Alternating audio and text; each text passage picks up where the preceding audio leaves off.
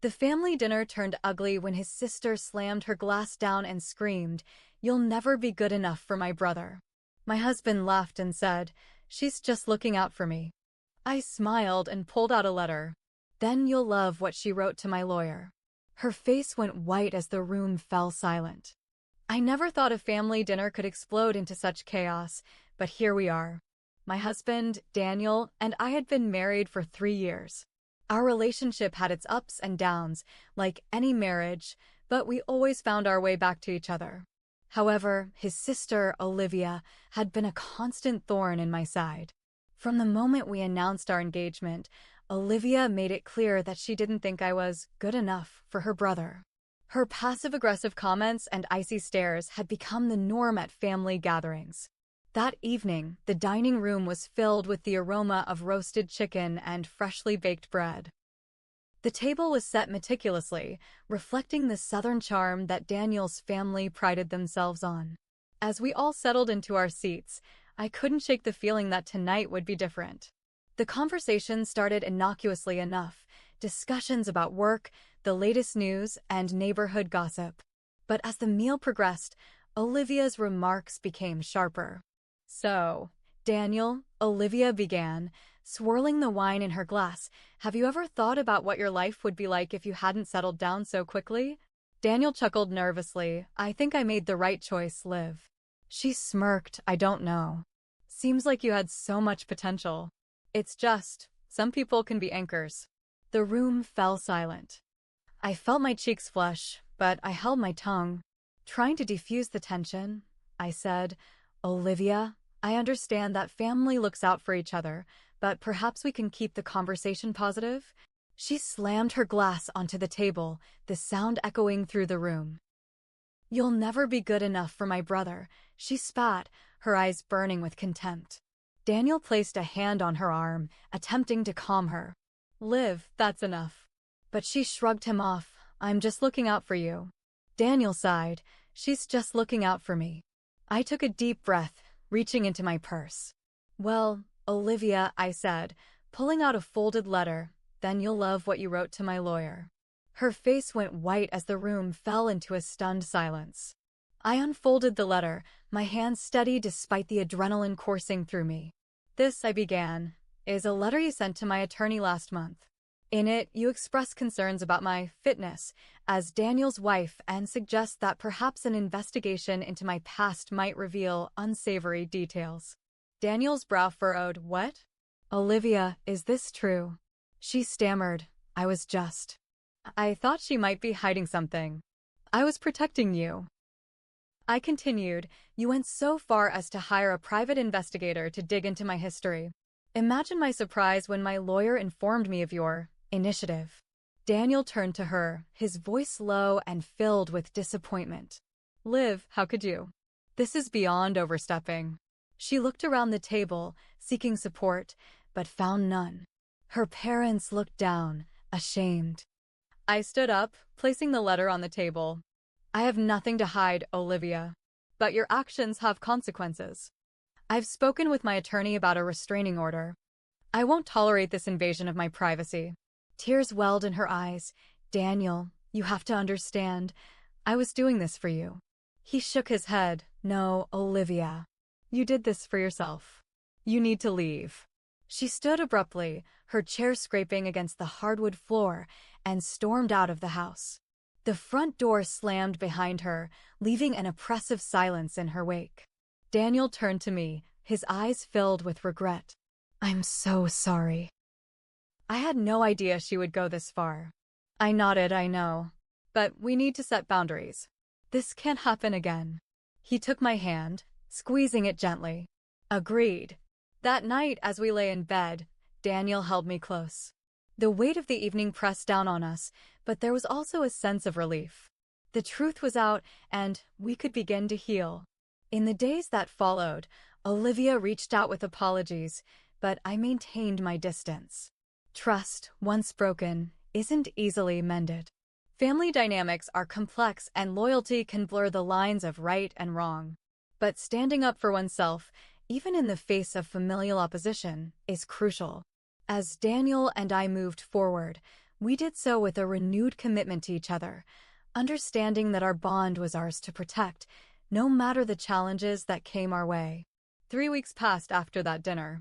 No calls from Olivia. No messages. Just silence. I thought maybe, just maybe, she had finally realized she crossed a line. But deep down, I didn't trust the quiet. I was right not to. One Friday afternoon, I came home from work and found Daniel sitting on the front porch with a look on his face I hadn't seen in a while. Not anger. Not sadness. Just blank. "What's going on?" I asked, dropping my bag on the bench. He didn't say anything at first. Just handed me his phone. It was an email. From his boss. Daniel was being placed on administrative leave. Someone had anonymously sent a tip to his company's HR department claiming he had falsified documents at work, an extremely serious accusation for someone in finance. My stomach dropped. "Are you kidding me?" I asked. "Who would even?" He cut me off, his voice tired. "You already know who." And I did. Later that night, Daniel received a call from an old college friend, someone Olivia used to date. The guy sounded nervous and almost whispered through the phone, but he told Daniel the truth. Olivia had contacted him 2 weeks ago asking questions about Daniel's past jobs and whether he ever bent the rules. He didn't help her, but clearly someone else did. That's when we knew Olivia wasn't done. I started documenting everything. Every weird message. Every blocked call. I went to my lawyer again. He advised we collect more proof before taking her to court. But it didn't end there. 2 days later, I got a visit from CPS. Yes, Child Protective Services. We don't even have kids. Apparently someone, again, anonymous, reported that we were fostering without a license and keeping unstable individuals in our home. It was so ridiculous. The caseworker looked confused just standing on our front steps. Still, they had to follow up. I let them in. Showed them everything. Answered every question.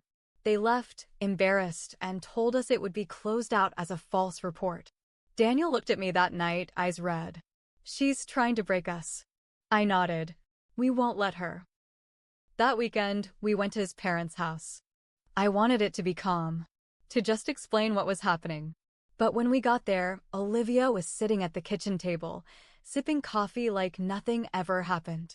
She looked up, smiled at Daniel. "You look tired. Everything okay?" I saw red. "You need help," I said, before Daniel could speak. "This is your warning. You come at my job, my husband, or my home again, and you'll wish you hadn't." Her smile faded. "I don't know what you're talking about." Daniel spoke next. "Liv, we know it was you. And I'm done pretending this is normal. You need to leave us alone." Their mom came into the room at that point and looked between all of us, confused. "What's going on?" Olivia stood, calm on the outside, but her hands were clenched into fists. "They're accusing me of things I didn't do." I turned to his mother. "Do you honestly believe this all just happens by coincidence? First the letter, then the PI, then his job, then CPS? Come on." She looked at Olivia. Her face changed. "Tell me the truth." Olivia stared at us all, then burst into tears. "I just wanted to protect him." Daniel walked out. He didn't say a word. He just walked out and kept walking down the street. I followed, but he waved me off. "I need a minute." I stood there in the driveway, watching my husband walk away while his sister cried inside a house that used to feel like home. Something had broken. Maybe for good. But Olivia wasn't finished. The next twist hit harder than any of us expected. A few days later, I got a letter. Not an email. A letter. It was from Olivia's lawyer. She was suing me. For defamation. She claimed the letter I showed at dinner embarrassed and humiliated her in front of family and caused emotional distress. The letter even said I had intentionally damaged her reputation with false and exaggerated claims. Daniel laughed when he read it.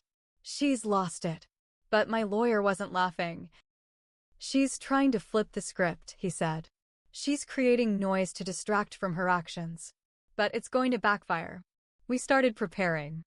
I gave him everything: screenshots, emails, statements from Daniel's friend, the CPS visit report. The timeline painted a clear picture. But still, the stress was building. I didn't sleep much that week. Neither did Daniel.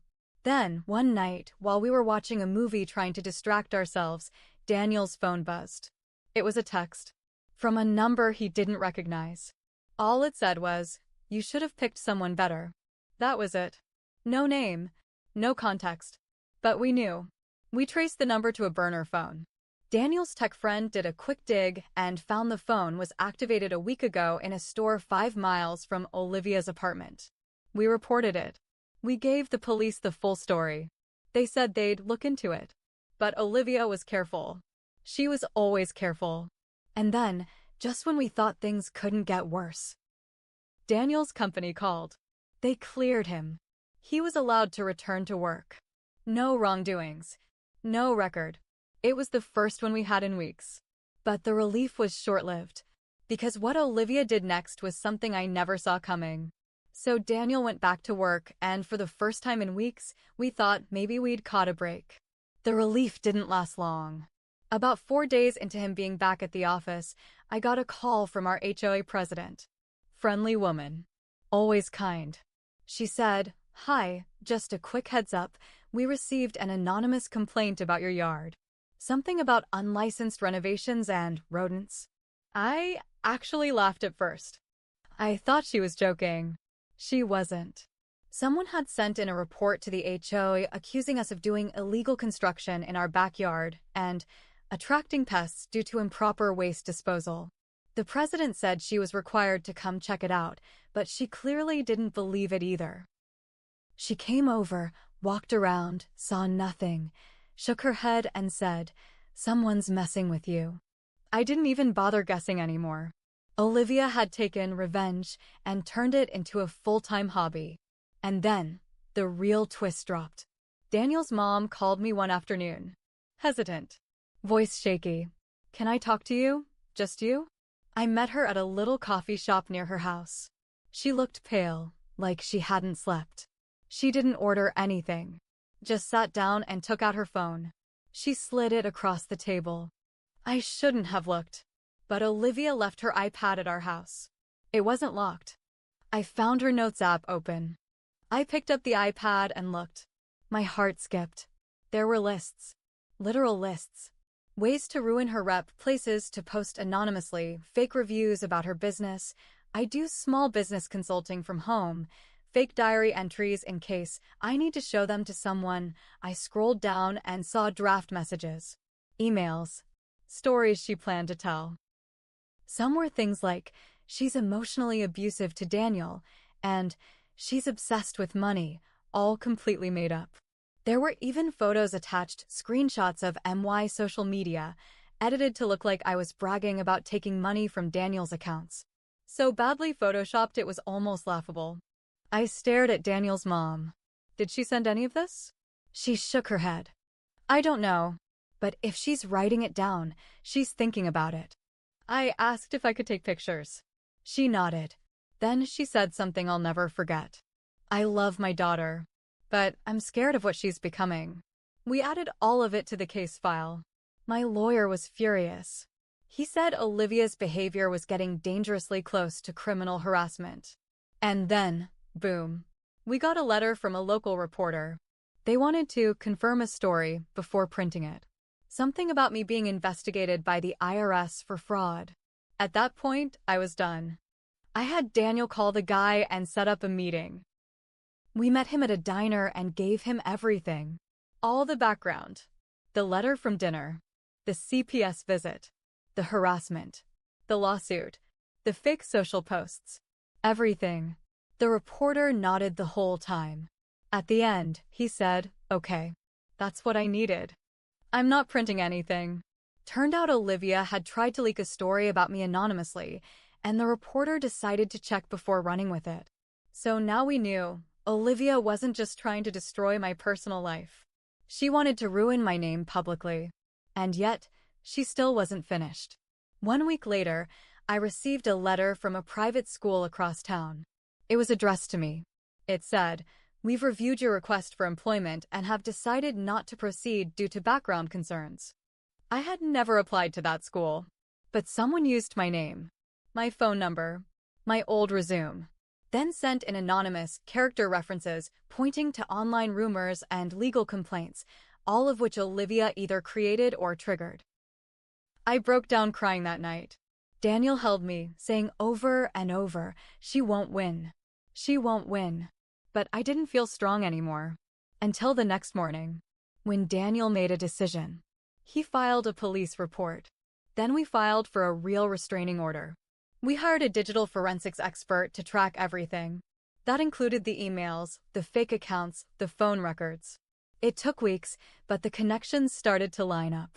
And then came the biggest twist yet. Daniel got a call from a lawyer, not mine, not his. It was Olivia's ex-husband's attorney. Turns out, he had gone through a nasty divorce with her 5 years ago. He'd seen similar behavior, but never had the proof to fight her fully. Now, after finding out about what she was doing to me, he wanted to help. He gave us access to a file. Photos, messages, voice recordings. In one of them, Olivia literally says, "If I can't control him, I'll destroy the one who does." Chilling. With his help and all the digital records we collected, my lawyer was finally ready to move forward with everything. We weren't done, but we were finally getting somewhere. The next steps were going to take things into public court. And Olivia? She had no idea what was coming. We filed everything. The police had the reports. My lawyer had the evidence. The court granted us a temporary restraining order first, and then set a hearing to make it permanent. Daniel's mother gave a written statement. So did Olivia's ex-husband. The file kept growing. Olivia didn't show up to the first court date. Her lawyer tried to delay it. Judge didn't like that. Postponed by 1 week, no more. During that week, something unexpected happened. I got a text from a blocked number. "You really want to do this to his family?" That was it. I didn't reply, but it made something snap inside me. I wasn't scared anymore. I was angry. The hearing came. The courtroom was plain, not like TV.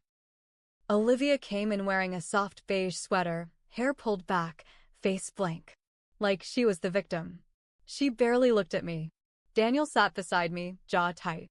The judge asked if we wanted to speak first. My lawyer nodded. I spoke for over 30 minutes. I laid everything out calm, clear, and with proof. The fake letter to my lawyer, the private investigator she hired, the fake CPS report, the false HR complaint to Daniel's job, the fake job application with slanderous references, the edited screenshots, the notes found on her iPad, the attempted leak to the media, the threatening text messages. Then came the best part. My lawyer handed over the recording Olivia's ex-husband had provided. It played in the courtroom on a small speaker. Her voice was unmistakable. "If I can't control him, I'll destroy the one who does." The courtroom was dead silent. The judge stared at her for a long time. Her lawyer whispered something to her, and for the first time, I saw Olivia's composure crack. She looked like she might cry. Then she looked right at me. "I made mistakes," she said softly. "I didn't mean for it to go this far." The judge wasn't impressed. He granted the permanent restraining order on the spot. Ordered Olivia to stay at least 500 feet from me, Daniel, and our home. She was banned from contacting either of us in any way, text, email, phone, third party. But that wasn't all. Because of the false reports to CPS and Daniel's job, and the attempted public defamation, we were filing a civil case next for damages. Olivia went pale when she heard that. She tried to talk to Daniel outside the courtroom after the hearing. He didn't stop. He walked right past her. She called after him, "Please. I'm your sister." He turned around only once. "You were." That was the last time we saw her. But here's the thing. This whole thing? It changed me too. I made a mistake at the start. I ignored the signs. I let her push my boundaries again and again, thinking she'd grow out of it. That it's just family. That it's not worth the fight. But I learned the hard way. You teach people how to treat you. I should have stood up to her the moment she crossed the line. I should have protected my peace earlier. I won't make that mistake again. The civil case wrapped up 6 months later. She settled out of court. Quietly. Privately. She didn't want anything public. Her lawyer asked if we'd agree to no media attention in exchange for a payout and written apology. I said no to the apology. I didn't need her words. But I took the money. We donated half of it to a local domestic abuse nonprofit. The other half went into a savings account, just in case the peace doesn't last forever. Daniel and I, we're still together. Stronger now. Because surviving someone like Olivia, it either breaks you apart or binds you tighter than ever. She thought she could ruin me. Instead, she lost everything. And I learned that sometimes. Revenge is just letting someone live with the mess they made, while you walk away clean.